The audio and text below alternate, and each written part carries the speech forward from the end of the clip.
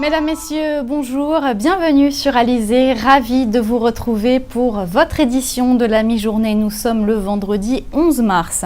L'eau au cœur d'une réunion aujourd'hui à l'espace régional du Rézé, une réunion à l'initiative du président du conseil régional Harry Chalus et de la présidente du conseil départemental Josette Borel-Lincertin. Objectif, permettre d'avancer dans la prise de décision afin de trouver des solutions dans la crise de l'eau.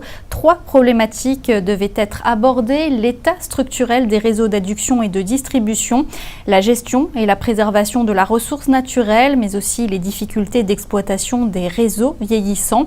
Une réunion à laquelle étaient conviés tous les présidents et présidentes des communautés d'agglomération et de communes de Guadeloupe. La présidente de la communauté d'agglomération du Sud-Bastère, Lucette Michaud-Chevry, était notamment présente, tout comme Gabrielle Louis-Carabin, la présidente de la communauté d'agglomération du Nord Grand Air. Avant le début de cette réunion, elle a exprimé ses attentes au micro de Jacques Damprobe. Mes collaborateurs, comme d'autres collaborateurs, ont beaucoup travaillé avec l'ancien sous-préfet. Nous, vous voyez, pour pouvoir faire le syndicat unique très rapidement. Après, il y a eu des divisions, des malentendus, des incompréhensions. Et aujourd'hui, nous sommes le 11 mars, nous sommes au point de départ. Alors je sais qu'il y a une réunion entre les exécutifs et le préfet concernant les problèmes de l'eau, les problèmes de déchets. Et aujourd'hui, nous sommes invités et j'attends, je ne peux pas dire ce qui va sortir de cette réunion. J'ai ma position. Moi, je suis toujours pour un syndicat unique, mais pas dans n'importe quelle condition. C'est un dossier qui touche l'ensemble des Guadeloupéens, le citoyen guadeloupéen. Alors, c'est vrai que le problème de la distribution de l'eau, c'est un problème. Si on sait que les canalisations, j'ai entendu que sur 10 ans, il y aura 500 millions d'euros. C'est une bonne chose. Maintenant, qui va gérer tout ça? Qui va créer? Qui va produire? Qui va distribuer? Je ne sais pas. Mais je suis, moi, pour un syndicat unique et pour un prix unique de l'eau. Sur le territoire dont je suis la présidente, nous avons 3 prix de l'eau. Faciliter l'accession à la propriété, c'était l'objet d'une convention signée hier en fin de matinée entre la SIG, la Société immobilière de la Guadeloupe, et la Banque Postale. Le but, répondre à une demande réelle et croissante de la population. Karine Gelman nous donne plus de détails. Une mise sur le marché de 900 logements anciens sur 10 ans, c'est la volonté de la Société immobilière de la Guadeloupe.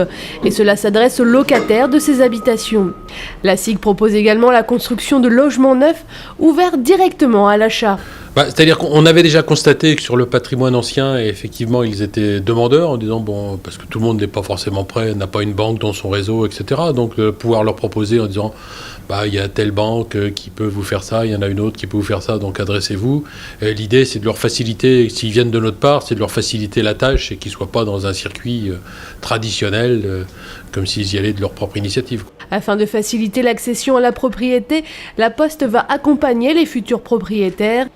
Elle proposera des taux préférentiels, mais aussi une expertise dans ce domaine. Ce n'est pas la première fois qu'une telle convention est signée, puisque c'est la 2e sur le département de la Guadeloupe, dans la mesure où nous avons eu déjà la société HLM La Pointoise. Donc nous avons signé il y a maintenant 4 ans et qui fonctionne bien. Donc c'est vrai qu'on va faire la même chose avec la SIG. Par la suite, d'autres partenariats vont être conclus avec d'autres banques. Et justement, autre exemple de partenariat entre la SIG et la Banque Postale, la mise en place d'un système de paiement. Les précisions de Karine Gelman. Payer son loyer via la Poste, c'est possible, mais pas forcément facile. La mise en place du système Efficash s'est effectuée début mars. Efficash, c'est une offre de la Banque Postale qui est destinée aux entreprises de façon à faciliter les transactions d'espèces. Les clients n'ont plus à se rendre forcément dans l'entreprise pour payer leurs factures. Donc ils se présentent en bureau de poste avec une facture qui a l'avantage d'avoir un code barre. Un code barre qui a été imprimé par l'entreprise et qui rend beaucoup plus rapide et beaucoup plus fiable la saisie des informations qui seront ensuite transmises à l'entreprise. La ville de Pointe-à-Pitre ne devait pas être concernée par ce système de paiement. Or, début mars, les locataires de la SIG en ont été informés en même temps que la fermeture de l'agence de paiement des loyers située à Miquel. À Pointe-à-Pitre, des bureaux de poste, il y en a peu, un point d'achoppement donc pour les collectifs de locataires. Alors nous disons que non, c'est une aberration parce que déjà, à Grand-Camp, c'est déjà surchargé. Nos résidents, ils seront emmenés, même si aller à la poste, vous connaissez le problème de la poste avec toutes les gens qui viennent de toucher les différentes locations. La poste est déjà saturée et d'envoyer plus de 3 000 à 4 000 personnes. Surpeupler encore cette population de services à la poste, eh bien nous disons non. Parce que ce soit pour le payer déjà, il semblerait que même le paiement en espèces a été carrément supprimé au siège social de la SIG, sans aucune concertation, sans aucune information, mettant les gens devant le fait accompli. Toutefois, les collectifs s'accordent pour saluer cette initiative qui nécessiterait quelques réglages. C'est que de toute façon, on sera amené, que ce soit au niveau donc, des bailleurs, que ce soit au niveau, je dirais même des impôts et ailleurs, eh bien, ça devient de plus en plus, une habitude obligatoire que les gens puissent travailler sur Internet. Mais malheureusement, en Guadeloupe, eh bien, la majeure partie de nos locataires sont des personnes âgées, sont des personnes qui sont un petit peu un niveau minime au niveau de ce qu'on appelle le côté illettrisme. Donc, par conséquent, pour nous, on doit se faire un devoir de mutualiser un petit peu ces moyens obligatoires à travers les associations. Alors, ce que nous avons déjà pensé avec quelques bailleurs et d'autres comme Crédit Agricole, La Poste, etc., c'est de lancer ce qu'on appelle donc une vraie action qui s'appelle Famille en Connexion. On sera obligé effectivement pendant 2, 3 ans, 4 ans, 5 ans donc, de voir comment on peut arriver à entraîner ces personnes sur l'ordinateur. Donc avec ce qu'on appelle des mises en situation près du bailleur, au niveau des banques, pour leur permettre après d'avoir un point info qui sera mis dans chaque union locale pour leur permettre de faire leur paiement directement pour pouvoir éviter le problème de transport, le problème d'écriture, bref, éviter tous ces nouveaux tracas qui aujourd'hui posent problème. Mutualiser les savoirs afin de rendre accessibles les progrès technologiques à toute la population, une solution qui pourrait certes désengorger les bureaux de poste et peut-être améliorer notre quotidien administratif. À Pointe-à-Pitre, la rénovation urbaine se poursuit depuis quelques semaines pour améliorer les conditions de vie des habitants du quartier Faidherbe. Des travaux d'assainissement sont réalisés. Il s'agit de rénover le réseau d'évacuation des eaux usées. Une station de pompage va être mise en place. Les précisions d'Anne-Elisabeth Artsen. Depuis plusieurs semaines, les habitants de Faidherbe observent le balai des tractopelles et autres camions. La raison, des travaux d'assainissement de la zone qui permettront de faire un réseau neuf des eaux usées en installant une station de pompage dans le secteur. Carlos Ferli fait partie des ouvriers en charge de ces travaux. C'est juste pour un tour de l'assainissement qu'on va faire à Pointe-à-Pitre. C'est pour récupérer l'eau d'assainissement de la ville. Là, ça va tomber ici dans l'autre fosse qui est ici là, et après, ça part vers Jarry.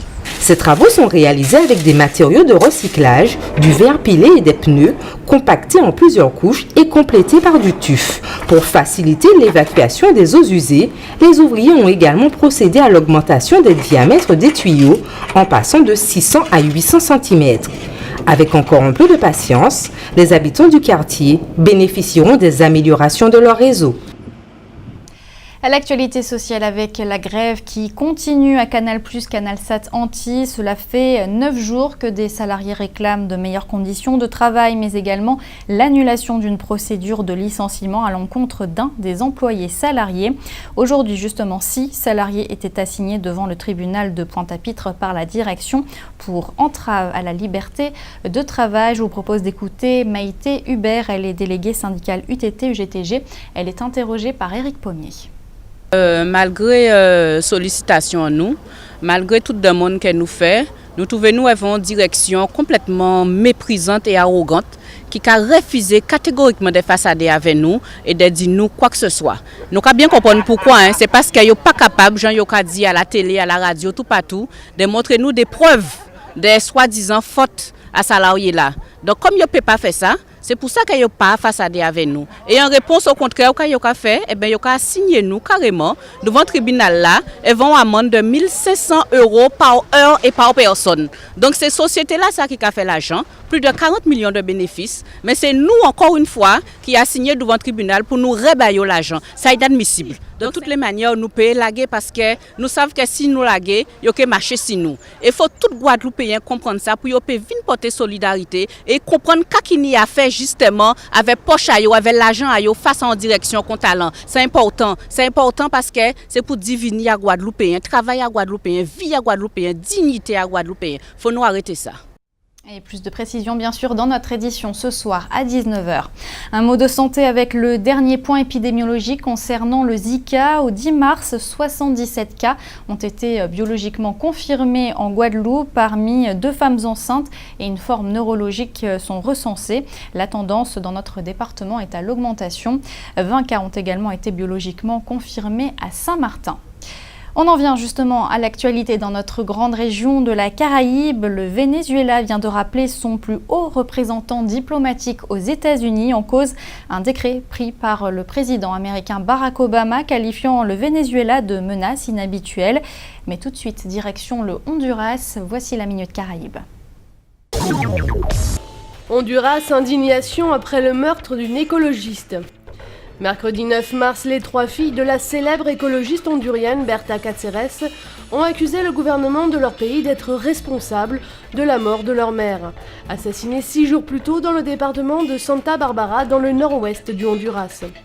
Le meurtre de cette indienne, Lenka, qui luttait pour la préservation du fleuve Gualcarque, menacé par un projet hydroélectrique, provoque une vague d'indignation internationale. La célèbre écologiste n'a cessé de se battre depuis 22 ans pour la défense des droits des 400 000 Indiens Lenkas, mais sa renommée internationale commençait à déranger le pouvoir en place, surtout depuis qu'elle a reçu le prestigieux prix Goldman, qui récompense les actions en faveur de la défense de l'environnement. Au-delà des manifestations d'Indiens et de militants des droits de l'homme au Honduras, l'Organisation des États américains et les Nations Unies ont réclamé justice pour cette dirigeante indigène de premier plan. Des personnalités du spectacle et des intellectuels tels l'acteur Leonardo DiCaprio et l'écrivaine Naomi Klein ont aussi posté des messages de solidarité sur Twitter. Venezuela, aucun représentant aux États-Unis. Caracas a rappelé mercredi 9 mars son plus haut représentant diplomatique aux États-Unis en réponse à la décision de Washington de renouveler un décret qualifiant le Venezuela de menace inhabituelle et extraordinaire contre la sécurité américaine. Le président américain Barack Obama avait annoncé la semaine dernière le renouvellement de ce décret pour 1 an, invoquant des violations des droits de l'homme et la persécution des opposants au Venezuela. Le président vénézuélien Nicolás Maduro a immédiatement réagi en rappelant son chargé d'affaires aux États-Unis et en invoquant l'arrogance des Américains à l'égard de son pays. Les États-Unis et le Venezuela, qui ont des relations tendues, n'ont plus d'ambassadeur depuis 2010. Caracas avait proposé il y a 1 an et demi Monsieur Alvarez comme ambassadeur, mais celui-ci n'a pas reçu l'approbation du département d'État américain. Bolivie, le fils caché d'Evo Morales. Devant la presse, le président bolivien Evo Morales plaide l'ignorance. Il croyait jusqu'à présent son enfant mort peu après sa naissance en 2007, comme le lui aurait assuré son ex-compagne Gabriela Zapata. Seulement la tante de cette dernière, Pilar Guzmán, est récemment venue démentir cette version sur la chaîne de télévision PAT, en affirmant qu'elle connaît personnellement l'enfant et qu'il s'appelle Ernesto Fidel. Le fils du président est-il mort ou vivant ? Cette question saugrenue devra donc être tranchée par la justice bolivienne. Car le président veut en avoir le cœur net et envisage même d'élever ce fils caché. Un recours a déjà été déposé devant le juge pour enfants. Les proches de Gabriela Zapata sont tenus de présenter le garçon sous 5 jours. Habituellement, Evo Morales, 56 ans, se fait plutôt discret sur sa vie privée. Célibataire et père de 2 autres enfants nés de 2 mères différentes, le premier président amérindien de la Bolivie préfère répéter « Je suis marié à mon pays ». Une affaire que suivront de très près les nombreux aficionados des telenovelas. Retour en Guadeloupe, on va tout d'abord parler de sport avec le forfait du Martiniquais Hugo Fidélin pour l'édition 2016 de la Carugette. Une pièce maîtresse de son scooter des mers s'est cassée à l'entraînement. Le délai est trop court pour acheminer une nouvelle pièce. Il ne prendra donc pas le départ de la course le 18 mars prochain. Hugo Fidélin, qui on le rappelle a déjà remporté la compétition, c'était en 2014. Un mot de football avec le début ce soir de la 19e journée de DH en Guadeloupe. La solidarité scolaire affronte le Sirocco, un match qui se déroulera à Bémao. Le coup d'envoi, ce sera à partir de 20h30. Le concept du Bigidi au centre d'un séminaire ce dimanche au Creps, aux Abîmes. L'auteur de ce concept, la chorégraphe Léna Blou, propose de croiser les avis et les regards avec plusieurs intervenants. Léna Blou qui est notre invitée ce midi. Bonjour. Bonjour, bonjour à tous. Alors première question toute simple, c'est quoi le Bigidi? Le Bigidi, c'est d'abord une observation que j'ai faite sur la manière qu'ont les gens de danser le gros cas, surtout le Légros, où ils sont dans un déséquilibre permanent. Et donc au moment où j'ai inventé la technique pour donner des noms aux pas, je trouvais vraiment pertinent que le mot Bigidi traduisait bien, parce que déjà c'est issu d'une expression populaire que tout le monde connaît, Bigidi mais pas tombé, quand quelqu'un trébuche. Et puis au fil des années, je me suis rendu compte que ce Bigidi, cette manière d'être en déséquilibre permanent, j'émets l'hypothèse que ce serait effectivement un reflet très prégnant de la société guadeloupéenne, d'où la naissance de l'hypothèse du concept du Bigidi, où le Bigidi pourrait formuler notre manière d'être, notre rapport au monde, notre vision du monde et notre être profond. Donc c'est une hypothèse et c'est un travail de recherche. Une façon de penser en fait. Une façon de penser, et c'est pour ça que le séminaire que je propose dimanche, c'est pour ouvrir les regards, parce que je l'ai beaucoup travaillé au niveau du corps, et là j'invite donc un historien comme Jean-Pierre Serton, une psychanalyste comme Hélène Micherel, un politologue comme Pierre-Yves Chicot, sociologue et anthropologie avec Franck Garin et Raymond Otto, et aussi un docteur en musicologie martiniquais Étienne Jean-Baptiste. Je trouve pertinent de lui demander de convoquer aussi le Bigidi. Est-ce que ça existe, cette manière d'être, parce que je profile l'idée que peut-être c'est une réponse à cette histoire que nous avons connue, qui peut-être existe dans la Caraïbe. Voilà. Alors c'est vrai qu'il y a plusieurs domaines assez originaux, comme un politologue. C'est vrai qu'on se demande, est-ce qu'un politologue peut appliquer ce concept de Bigidi finalement?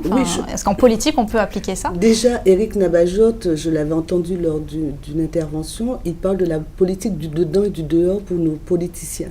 Donc probablement il y a une manière aussi de faire. Tout cela est probablement inconscient. Et comme je le dis souvent, surtout pour nos régions, où il y a encore très peu de réflexion, je dirais, sur des choses anodines, des petits riens, des paroles populaires qui peut-être possèdent la vraie philosophie de ce que nous sommes, parce que nous sommes encore en quête de savoir pourquoi nous fonctionnons comme ça. Donc je pense que c'est important qu'il y ait des concepts, des pensées, il y a la négritude, il y a la créolité, mais on doit continuer la quête de parler de nous-mêmes et d'écrire sur nous-mêmes, à partir de nous-mêmes. Alors on l'a vu sur nos images, vous aviez exprimé ce concept aussi du Bigidi lors de la conférence TEDx.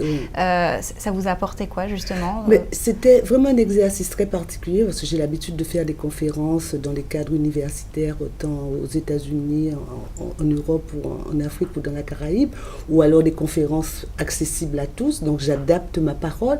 Là c'est un exercice périlleux, parce qu'il fallait à la fois donner le juste de mon discours, mais en même temps être dans une posture un peu quand même ludique, je dirais, puisque c'était un public très ouvert.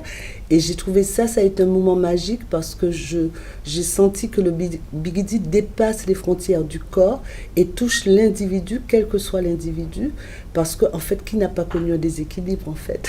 C'est pour ça que le Bigidi fait sens, même quand je suis à l'étranger. Et ça, je trouve que c'est un mot qui raconte l'humanité et qui dit peut-être c'est notre manière d'avoir préservé et réinventé notre humanité face à l'histoire que que nous avons connue. Une question aussi, quel conseil vous donneriez aux personnes qui sont, allez, on va dire, assez sceptiques par rapport à cette façon de penser? Mais je pense qu'ils n'auront pas à être sceptiques parce qu'en fait, la phrase quand on dit « Bigidi mais pas tombé », je trouve que c'est une phrase extrêmement compatissante parce qu'elle nous autorise à être faibles. Elle nous autorise à avoir des moments de désespoir, mais par contre, la force suprême, c'est qu'elle nous interdit de toucher le sol, parce que toucher le sol, c'est la mort.